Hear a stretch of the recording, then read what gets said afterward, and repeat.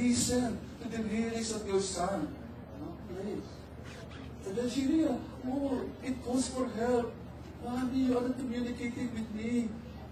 I want you to give me time. See? It only happened when she allowed herself to go into the music of the song.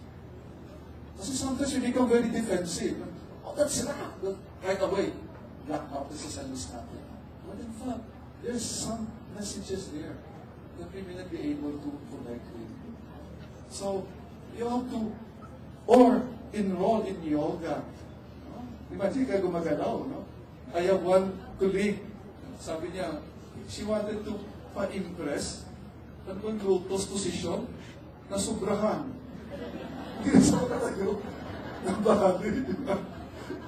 Kasi yan gusto for one mo sabi, ikaw kasi, alam mo na hindi mo kaya, nagpapa-impress ka. Tuloy. So, binuhat na lang siya. Palabas na. So sometimes you also to accept your own limits. You don't have to be mayaman. Okay. And then, definitely, you should know how to laugh at life. Tawanan mo yung problema. Di ba yung music natin? Tawanan mo yung problema. Magaling ba kayo sa akin? Ano kanta na yun? Sinong pan yun? Sinong singer? Ha? Sino? Beatles. Sinong pan na? And we have one movement that is becoming popular now, the Laughter Yoga Philippines. Kasi when you laugh, you produce the positive chemicals in the body. And besides, when the laughter makes you age less. Tingnan nyo, i-compare yung tao na nakangiti at yung tao. Sinong tumatanda na mas mabilis? Yung lahat. So you have to practice laughter. Look for something that's funny at your own mistakes.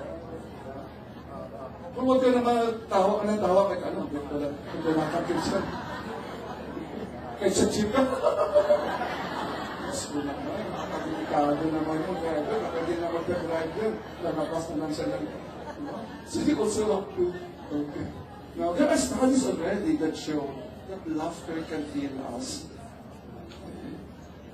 Kung huwag namang tawang aswang, para pagkamalagi. Patay ka, no?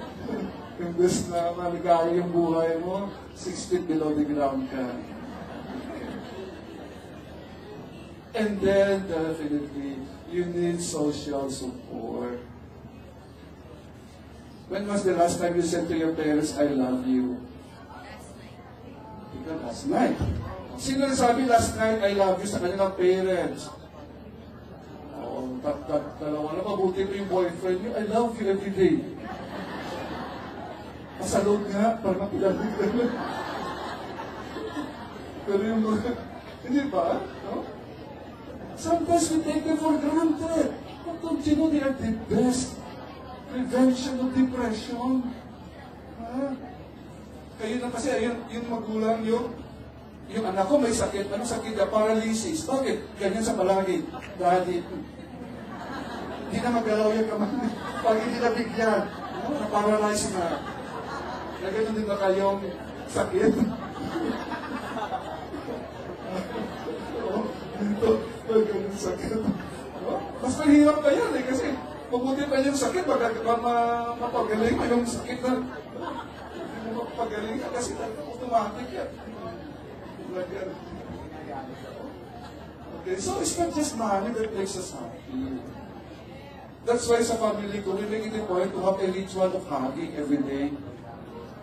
At least every day may hugging. Yeah, actually sa mali.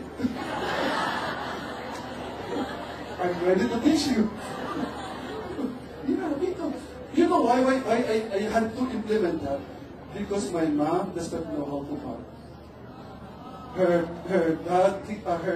mom died when she was only 5 weeks, and she does not know how to hug. She never hugged us. That's my experience. So we have to hug her every day. Because she was never taught how to hug. She never experienced it.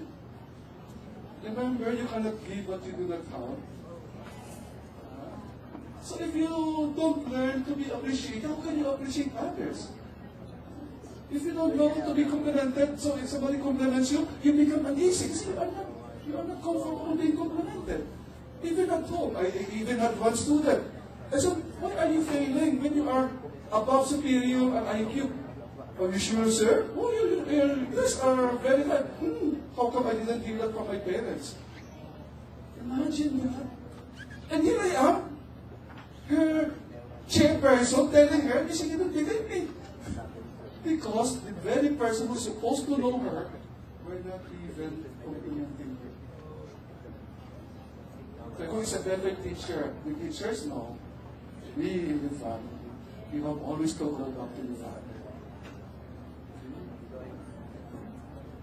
Katulad yan, halimbawa, sabihin niyo, why are the men irresponsible when they get married?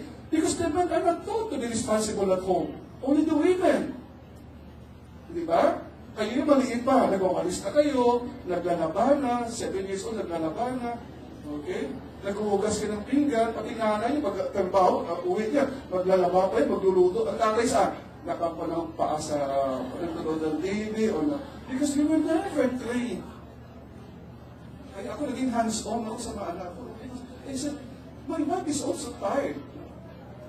So it's not just one, this is just a one person army. We have to complement each other.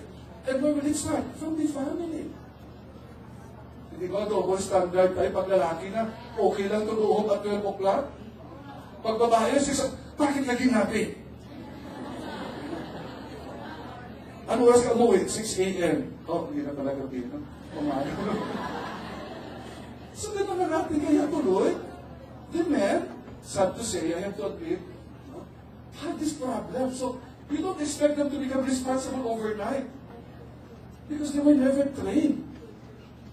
Kaya nang ang tinuro sa basketball na, kahit tuloy, kahit may asawa na nagbabasketball pa, naiwan yung asawa sa bahay. Because, kaya that's the challenge to parents also. Kaya kayo mga girls, no, when you bring up your children, even there are boys, you should not give preference to one gender. Because you are creating problems in the future. Akala ba, cute lang yan. Anong cute? Mabatukan ka niya pag lumaki na. Hindi mo niwala sa nila. So they have to be trained, they have to share chores at home. Kaya kami, ako ang naglalampaso sa bahay. No? Ang kapatid ko na babae ang nag-wawalis. So they gave us chores that we have to do or assign washing, for example. Imagine yung helper namin sa bahay, 30 years old na yung anak ni eldest, hindi pa marunong maghugas ng pinggan. Kasi they were not made to help. Yung nanay niya, kasambahay lang. So sabi ko, where is the training? So you have to start, so even if you are poor, you start the values already. And that comes from the family. Okay? And of course, gratitude. Every day you have to be thankful. Thank God I'm still alive. Because if you are grateful, there can never be a space for bitterness in your heart. You will never be depressed. Kasi why? Buhay ka, paano pa ma-depressed? No? Kaya mabuti pa yung manok. Pagkagising, pero nakatingala na kaagad. No? Yung tao, hindi. No? Okay? Buti pa yung lizard. Every 6 o'clock in the evening, they thank God. They kiss the soil. They know how to appreciate. Yung kalabaw, bago matulog, nagkumulubot muna, nagdadasal. May nakita ka ba kalabaw? Kaya sa kagat?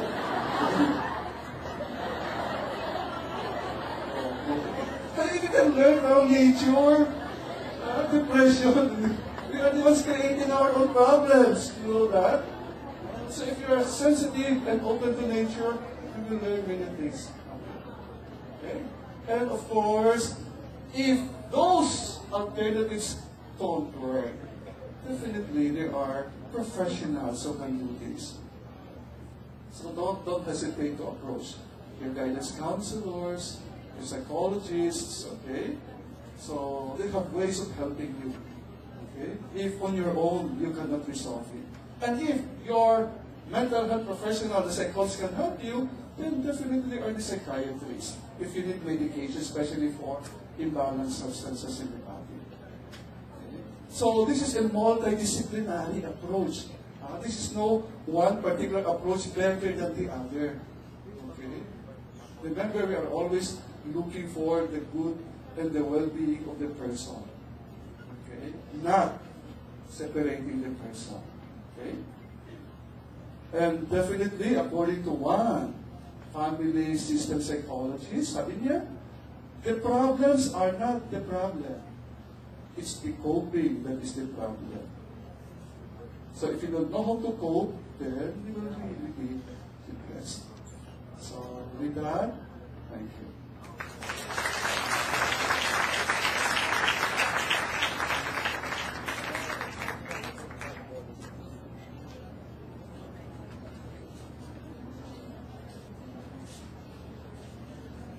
Thank you, Dr. Jurisprudencia. I'm definitely learning a lot from this lecture series. Okay ko ba kayo? Yes! Okay. Ako nagustuhan ko yung sinabi ni Dr. Jurisprudencia. The problems are not the problem. What is the problem? Coping is the problem. Now, we already had lectures on bullying, and then on depression, now we have lecture on resilience. And to give us lecture on resilience, we have Dr. Aurora Corpuz-Mendoza. She completed her master's degree in psychology in University of Wisconsin-Oshkosh and her doctorate degree in UP Palma Hall. She held positions as assistant to the chair for undergraduate studies in 2003 and 2004, and she was also the college secretary of the College of Social Science and Philosophy in 2005 to 2008. She is currently the chairperson of our department, UP Department of Psychology, Villaroman. She is a member of Phi Kappa Phi International Honor Society, Pi Gamma Mu International Honor Society in Social Sciences, Psi Chi American National Honor Society in Psychology, Pambansang Samahan ng Psikologyong Pilipino, Philippine Studies Association, and Psychological Association of the Philippines. Now, to give us a lecture on resilience, let us welcome Dr. Aurora Corpuz-Mendoza.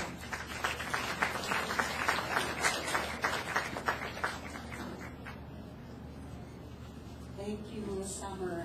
She has such a joyful name also.